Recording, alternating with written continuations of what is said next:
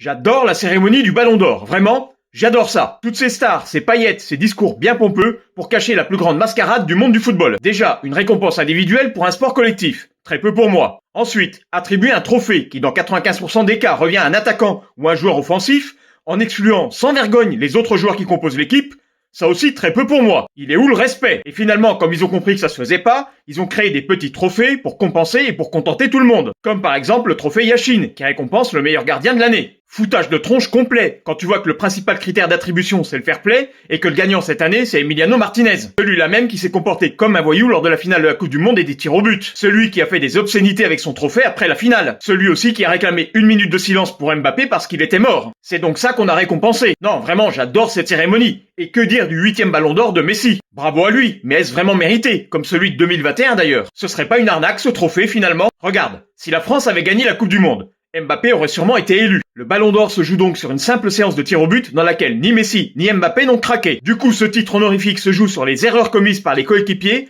plutôt que sur les performances individuelles d'une saison, pourtant critère numéro 1. Et avec Haaland, deuxième du classement, si on inversait les rôles, si c'est lui qui avait gagné la Coupe du Monde et Messi remportait la Ligue des Champions en claquant but sur but, on aurait quand même attribué à Messi ce 8e Ballon d'Or. Tout était déjà écrit. Alors ça n'enlève rien au génie de Messi, le plus grand joueur de tous les temps. Mais par contre, ça décrédibilise le football dans sa globalité.